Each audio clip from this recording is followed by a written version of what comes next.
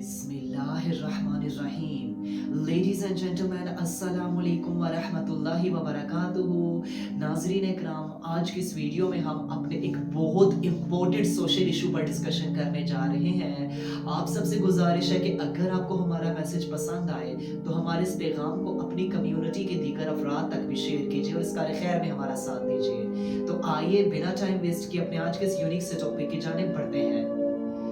Ladies and gentlemen, if we look at different department around us, तो हम सब जानते हैं कि फॉर एग्जांपल अगर आज हम अपने यूनिवर्सिटीज़ की स्टडी करें या अपने ऑफिसेज को देखें या एवरीवेयर जो हमारे एम्प्लॉयमेंट एरियाज हैं, हम उधर देखते हैं तो each and everywhere there is को सिस्टम।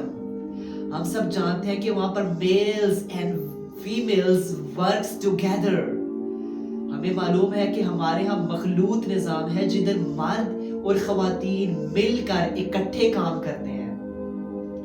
अब चले ठीक, एक तरफ तो वो इकट्ठे काम कर रहे हैं, लेकिन जो इसके इम्पैक्ट्स पड़े हैं आप बिलीव नहीं करेंगे कि अपना अगर मैं आपको एक्सपीरियंस शेयर करूं कि अपने जो प्रोफेशन में, अपने कैरियर में मैंने जो बहुत से मल्टीपल सेवरल केसेस देखे हैं, उसमें आप देखें तो 40-40, 42-42 साल की ख्वातीन भी जिनके बच्चे जवान हो रहे हैं, उनके दिल और दिमाग पर उनका कोलीग सवार हो चुका है।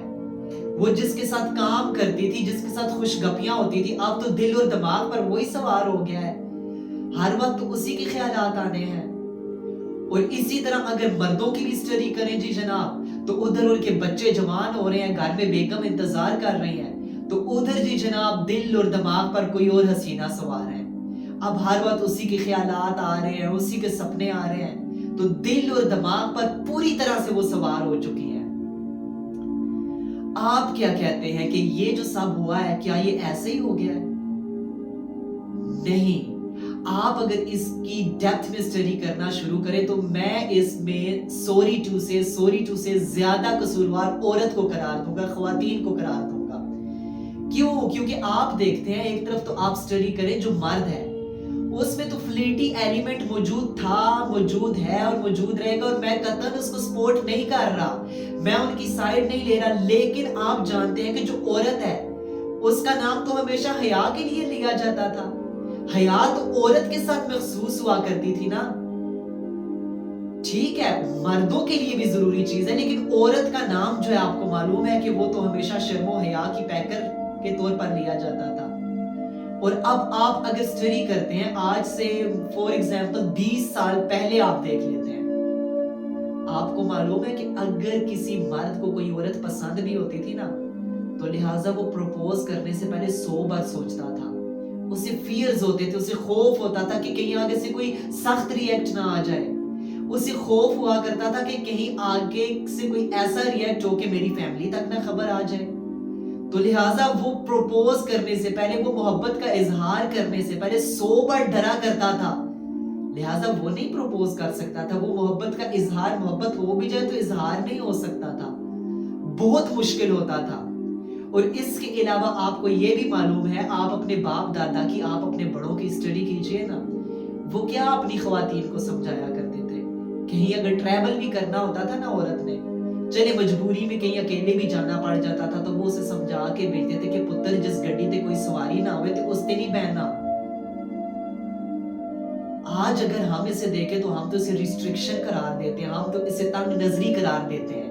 लेकिन आप देखें उस जज्बे के, उन सेंटिमेंट्स के जो पॉजिटिव इम्पैक्ट्स थे, वो उन सोसाइटीज पर पड़े थे, और उनका जो मैरिटल इंस्टीट्यूशन था वो बहुत मजबूत था।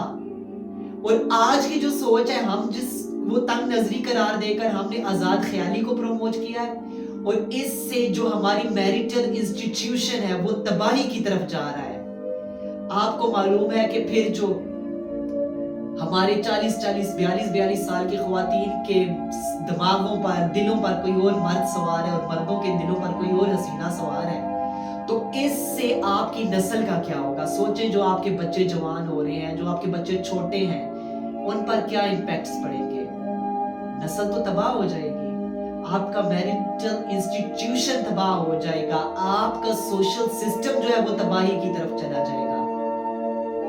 आप देखें इस्लाम इसको कैसे रिस्ट्रिक्ट कर रहा है। इस्लाम ख़वातीन को चाहिए कि वो अपनी आवाज़ों में नरमी पैदा ना करें, वो अपनी आवाज़ों में लचक, फ्लेक्सिबिलिटी ना रखें।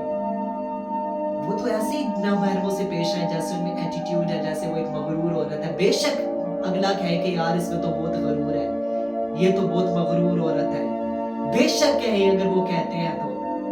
इस्लाम कहता है कि इनकी आवाज़ों में नरमी नहीं होनी चाहिए।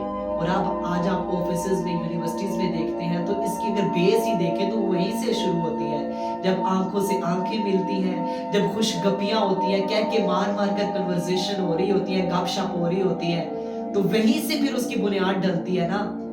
और फिर आपके सोशल, आपके मैरिटल इंस्टीट्यूशन तबाही की तरफ जाता है, आपकी नस्ल तबाही की तरफ जाती है। तो लिहाजा इस्लाम ने आपके फैमिली सिस्टम को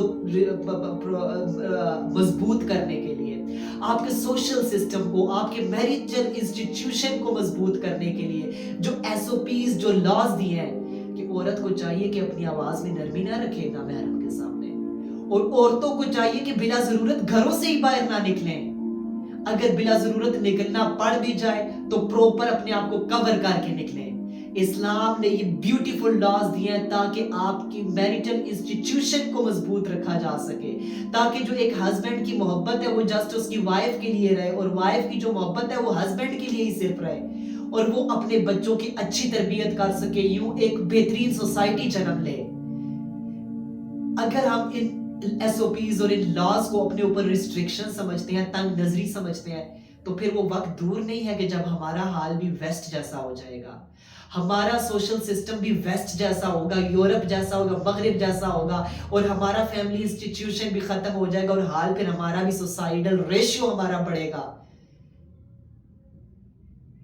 उम्मीद है कि टॉपिक को समझने में आसानी हुई होगी। अल्लाह ताला से दुआ है कि अल्लाह ताला हमें सही मायनों में शऊर अता फरमाए। आज की वीडियो में सिर्फ इतना ही। नेक्स्ट वीडियो में मजीद यूजफुल टॉपिक्स को लेकर हाजिर होंगे। तब तक के लिए अल्लाह हाफिज।